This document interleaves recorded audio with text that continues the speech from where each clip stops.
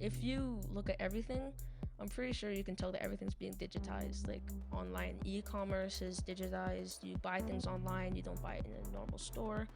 You have clothes online, you play games online, you have photos online, and essentially NFTs are just like online Pokemon cards. They're just things that have value over time.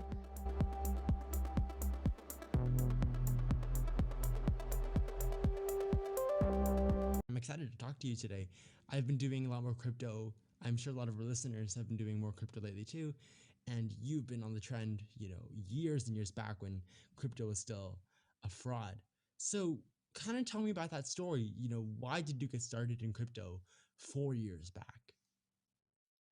I mean, my dad really introduced me to crypto because I was really into these alternative ways of value being exchanged. And ever since I've been just sticking with the crypto game, and I've just loved how it changed. Because when I got in, it was the bear market and it was there for like the next 3 years. But now things are starting to look better, and I'm glad I was with this journey the entire way. When you started, what was the price of Bitcoin at the time? A Bitcoin's price was like around like it was really low. It was below $10,000, and now it's like nearly, yeah. It's crazy how low Bitcoin was then. And so that time 4 years ago, crypto was still there's more people against it than there were advocates for it. Like today, most of the institutions, the big guys like Warren Buffett, were against crypto.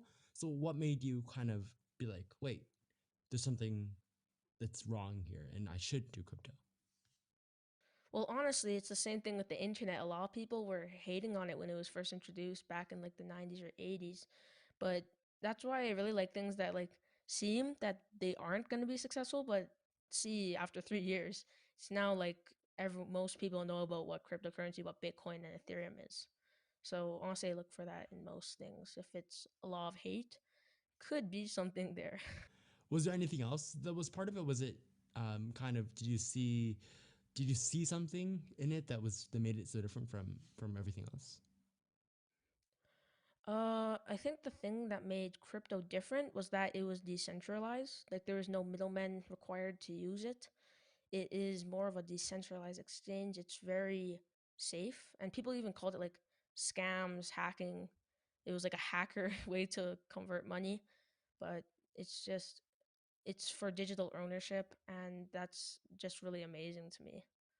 When you started 4 years back, there wasn't the same kind of education out there that there is now, where you can watch people like you learn about crypto that way.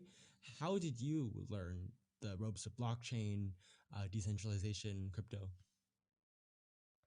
Well, my dad, he taught me a lot of the things about crypto. We made a couple videos, and my first few videos were actually just me trying to learn the basics, like who like invented Bitcoin, what is the blockchain, what's Ethereum, and I had to learn it through like books. I had to learn it through because Bitcoin was not that normal back then as it is today, and we had to do a lot of research in order to truly understand Bitcoin back then. So now I kind of see how some people listening might be a little confused at the terms we're using here. I guess first of all, Camille, what is the blockchain? Well, the blockchain is essentially a bunch of nodes, and they all have to be in consensus in order for a transaction to go through. It's a platform that most cryptocurrencies are built on, and it's a way for transactions to be made without actually having middlemen or having to do a different form of exchange. Where does cryptocurrency fit into this whole blockchain concept? Cryptocurrency fits into this whole blockchain concept because it is essentially the thing it is built on. Because right now, most of the things that we do on the blockchain online is through the blockchain network, and it's owned through central banks, centralized sources, and the blockchain essentially makes it decentralized for Bitcoin transactions to be through, so we don't have to have a central bank having to agree that this transaction is true. And I'm sure everyone has briefly heard about Bitcoin, how the price, goes up 10, 20% sometimes overnight. What's that? What are those dramatic prices? What what determines the price? Well, honestly, the Bitcoin price is kind of a lot of things can change it. Maybe a crypto price can change from a bad news report. Maybe someone famous made a tweet about it, like Elon Musk and Doge. Maybe like something else happened that made the price go up or down. There's a lot of things that can happen with crypto, and it's really unknown most of the time. All right, so now that we have kind of the basics of it, let's go back to your story. So 4 years back, that was what, 2017, 2018. What cryptocurrencies, what were the first actions that you took in terms of investment? Well, first of all, I made a video of how kids could invest in Bitcoin back then because I honestly just was still learning. I still learn things every single day about cryptocurrency, and I even adults started watching my videos how to invest it because it was that unknown. Even in the Future Festival in Toronto, they literally featured my videos for a bunch of adults to watch because it was so unknown back then. And I honestly still I bought some Bitcoin and it's still there to this day. I kind of hodled it. How much did you put into Bitcoin and how much is that worth now? Honestly, Bitcoin has done like from the beginning of its launch, it's done like a million extra and something crazy like that. But honestly, it's been amazing so far. My investment, it's definitely been bigger than it was when I started and invested it in. Okay, so now you're a kid learning about cryptocurrency and it's still really new thing. Even now, talk to someone about crypto, 99% of the world has no idea still. So 4 years back, before Elon Musk, before Gary Vee kind of got into it, this is even pre that. So you started a YouTube channel about cryptocurrency. How was it in the beginning? Did you get a lot of views? Did you get a lot of questions, skepticism? Well, in the first, there was like before even COPPA was made, because now COPPA is here and like it protects kids from hate online. But in the beginning, there was like so much hate. People like always were calling my videos cringe. They were always like, "Wow, you're a scammer," and literally the first video has like 300 dislikes. My first video, and yeah, and the views they really spiked in like 2019 because that's when crypto was becoming well known. But I've just sticked with it because I really believed in crypto and I really love crypto to this day, and I just stuck with it even with all the hate. What makes you love it so much? I just love that crypto is a separate exchange from the normal and it's decentralized, because now I can truly own my money without a bank being able to interfere with the money, being able to remove it from my account. I truly own that money and I can do what I want with it. Now you're, how old are you when you first launched your first video? When I first launched my first video, I was like 8 years old when I did my first one. Cryptocurrency, which is still something that literally 99.5% of people have no idea what it is at that time. And you're an 8 year old talking about decentralization, blockchain, Ethereum, right? So, how did you kind of take that skepticism and you to really reach out to people? How did you transform that into something that you have now? You have what, 2 point something thousand subscribers on. When did you when and how did you turn that around?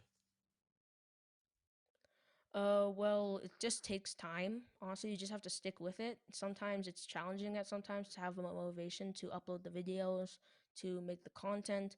But I honestly just kept my motivation. All those hate comments just motivated me to like try to prove them wrong. That I really enjoyed this subject, and that really was my motivation through these past 4 years. And the future, honestly, like everyone says, it's the future is the creators. People that create content are the ones that will be successful in the future. And I think that I knew that like 4 years ago. So that's why I just decided to keep creating content. I always talk about this with anyone I interview on the show, but pre cryptocurrency, were you a kind of lemonade stand kid? Were you a entrepreneurial kid even before you heard about crypto? Well, I always, well, usually I would just like make money sometimes. Sometimes I would just mow the lawn.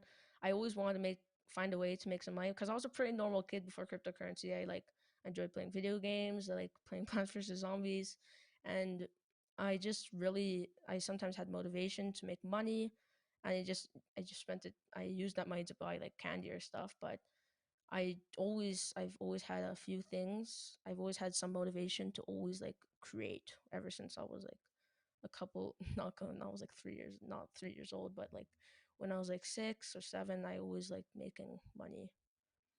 How about in school? Were you like a smart kid? Did you dislike school? Well, I've been homeschooled for most of my life, and now I'm in a full-time online school. I honestly, school is like some people really love school. Like they have like all their friends, they do all that stuff. I mean, I like school, but I also learned other things separate from school. Like I learned things by myself independently from school. I could learn about crypto, I learned about tech, I learned about physical fitness, I learned about health. And honestly, I have pretty good grades, honestly, but I've always loved learning things independently from separate from the school system because all the different kids are different. All kids are different and they all have different preferences, and I just enjoyed learning things differently. So now you're a 8-year-old kid, good in school, you're homeschooled, but you do generally pretty good in everything you learn. You love learning. Would that be safe to say? Yeah, I do love learning. And that kind of got you into cryptocurrency at 8 years old, pre the huge boom, and you started a YouTube channel about this, and you kept going. How often did you release content with your YouTube channel? Well, I tried to release weekly every single time. You see, sometimes there were times like I didn't upload for like 8 months, but I still tried to upload weekly because I still have like the people that really love my cryptocurrency videos. Like usually my cryptocurrency videos average like 2,000 views. So I just kept creating most of the time, and I got collaborations. I started collaborating with even exchanges for cryptocurrency. When I hit 1,000 subs, I did a photo shoot with a brand, and it was just really fun journey the whole way. That's amazing. And during this time, were you doing a lot of things with your personal cryptocurrency? Like, were you trading cryptocurrency? Were you researching things like Ethereum, which I think were coming up at that time, NFTs? I mean, honestly, I've always in crypto, everything's changing all the time. There's like thousands of cryptocurrencies being made like this second right now. And I always want to be on the lookout for the ones that are still coming. The things I'm interested in right now, well, first of all, there's the blue chip cryptocurrencies, which are like the ones that have been here the entire time. Those are like Bitcoin and Ethereum. Those you gotta own those. They're like the Apple and Google of like crypto. And then there is staking coins, which have really intrigued me recently because they're basically like saving accounts for the next generation, which you just lock in your cryptocurrency for a certain amount of time, and then you gain interest for the amount of time. This can be a week, this can be a month, a year, 10 years, and you just gain interest for the amount of time you've locked in your money. And then finally, something that I'm very interested in is gaming tokens. So like, Roblox has Robux, Minecraft has Minecoins, Fortnite has V-Bucks. Just imagine that just imagine, Ben, that you could play a game for a couple hours and then you could one day like pay for groceries with the money you earned in the game. That would just be so cool. It would be so hard for my mom to tell me to stop playing video games because then I could literally pay for for groceries. Yeah, I just really love cryptocurrency. I haven't heard of that yet, but that's really cool. Like, you can actually buy a battle pass and actually get money and spend the money. That's really cool. So how do you deal with the skepticism that crypto isn't real? You can't see it. Well, the thing about that is that everything that we loved is becoming online. Music is online, photos are online, and I could say the exact same thing. Well, the photos aren't actually real; they're just on your phone. Then why do you care about them? Why do you have like 10,000 photos? It's because the thing is, everything that we've truly loved is becoming digitized. Even money is starting to become digitized. Facebook tried making their own cryptocurrency, Libra, and I really think that crypto is because there is something that is like a secret because there was a piece of the internet that was not truly made. There's an error code called error 402, I think. And it was like a piece of the internet that was used that's supposed to be used for financial and crypt and like money transactions. And it's like a payment gateway from the real world to the internet. And I feel like crypto is really that gateway from through the internet from the real world. And yeah. That makes a lot of sense. And I loved the crypto thing more recently now. I've liked it a lot more. I know I've been a little bit skeptical in the past. Um, but so now, you are running this YouTube channel, you're homeschooled, you are actively trading in crypto. And have you got into NFTs yet? Well, honestly, ever since I just heard about NFTs, I heard them like late 2020. That's when I first learned about them. But the thing about NFTs, they've always, it's kind of like I understand them because it's kind of like a collectible in the game. It's like Pokemon cards, but it's just become digitized. And NFT stands for non fungible token, which means there's only like one, 10, or 20 available copies of them. And the idea of having to own something that's yours and not really anything else, it's digital. Collectible? Just a card. Oh, that's so cool. Nice. And it's like digital ownership and the ability to own something that you know it's one of a kind. It's like one thing that you have, you own that, it's mine. It's just really cool. It's essentially like a thing in the video game that you can purchase. And the idea of NFTs are essentially like Roblox has collectibles that you can buy that are one of a kind. It's just like that. That's why I think NFTs are just like. Yeah, I've loved NFTs too. Like I did, it was early of August when I started doing sports cards, buying up like sports cards and things like that. But then now NFTs are like the next iteration of that. Whereas instead of this, it's a digital token, and especially with like Twitter being able to verify your NFTs as profile pictures and being able to have like a collectibles tab. Do you own NFTs right now? Any NFTs? Yes, I own a couple NFTs, and the other thing that's really cool about NFTs is that like you can't, no one can like change it from you unless they buy it for you if you're selling it. Like Twitter owns your tweets, YouTube owns your videos, Facebook owns your all your Facebook account, and if they could take it down at any moment, but no one owns your NFT except you. And only you can be able to take it off to convert it, and you can take it anywhere you want and you aren't stuck to that one platform that you bought. Like maybe Roblox aren't stuck in Roblox, but the NFT it's able to be, you can bring it anywhere on any platform. Tell me which NFTs you own right now. Um, mm, uh, I mean, I really love like Rarible, OpenSea, those type of. I really like Gary Vee's new thing, V Friends. That's really cool in my opinion. Something like Gary Vee just sketched and then suddenly like he's selling them and it's like a pass and he's trying to create like his own Disney characters so it could like last like years and years. So yeah, those are kind of the ones I'm interested in right now. Kamea, you have kind of built your career in the crypto space and becoming kind of like an authority figure as a kid in the crypto space. How can other kids like you and me get involved in crypto or NFTs or blockchain? Well, honestly, if you really want to get involved into crypto, I recommend just do it. If you really enjoy crypto, you can do it. If you really are interested in that subject, just do it. You can create an account on something like MetaMask and you can buy maybe like $10, $20 worth of crypto and you can just do your research, make sure to do your research because a good quote that I like to say is don't trust, verify.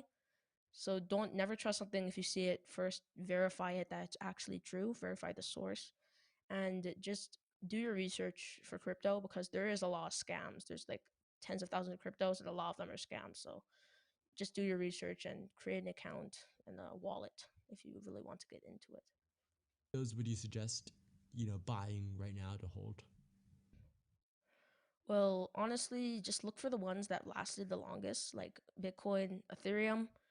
I recommend not to be like very risky when you're just starting out. Like, don't invest in the ones that came out like a couple weeks ago. Recommend you have to have some ETH or some Bitcoin if you want to start off, and just make sure that this is correct.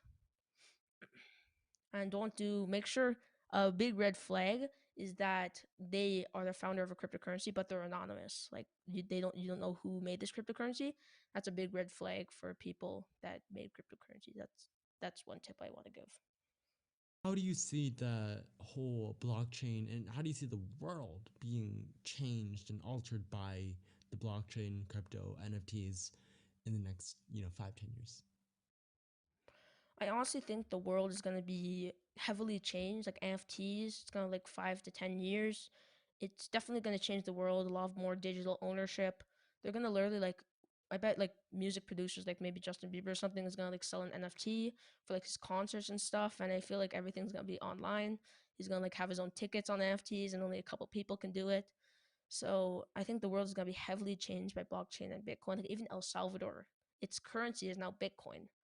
So yeah, the world is already being changed by Bitcoin, and I think more is to come. And I'm excited for what's going to happen.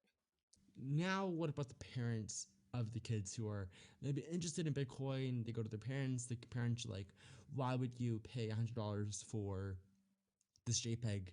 Why would you put $50 into this coin that has a dog picture on it?" What do you say to the parents? Well, honestly, if your parents have like some rules and stuff, I recommend you should listen to your parents. But if you have like maybe if you do all your school, like you get A pluses or something, maybe it gives you some leverage for your parents to see if you can have the opportunity to actually do this, take a risk, use your money. Because if you have more leverage on your parents, then they would be like, well, you did everything I asked, so maybe you can give it a shot. So that's what my advice would be to the parents or the kids that have parents like that. What would be kind of your reassurance to the parents listening that this isn't a giant scam, that your kids are not going to lose all their life savings?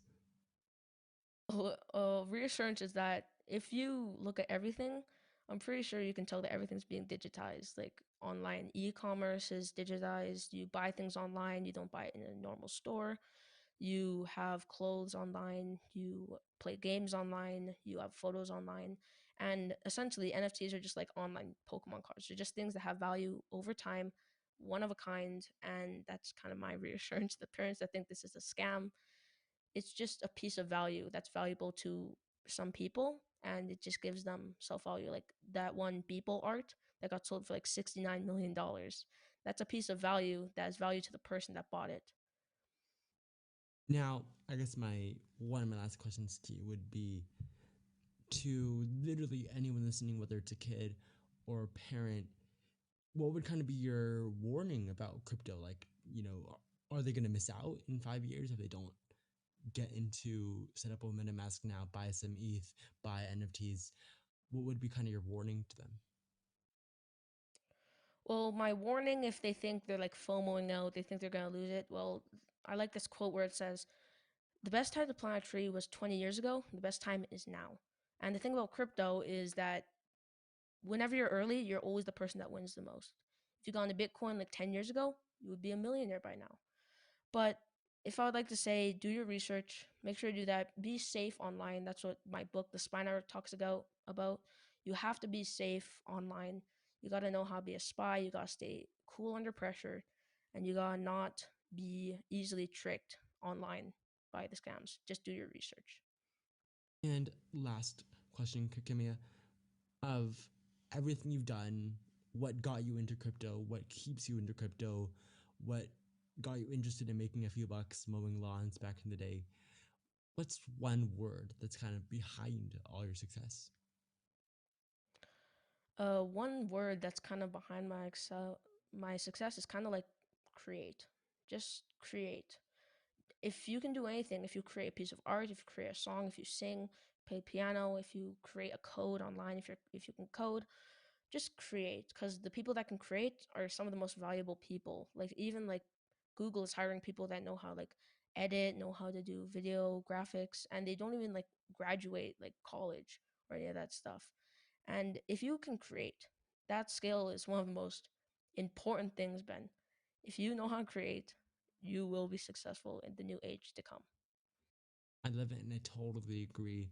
Creating content is the next generation, as well as Ethereum, Bitcoin, NFTs. I love it. Thank you so much for coming on the show today, Kamea. Thank you, Ben, for this opportunity. This was really fun. Thank you.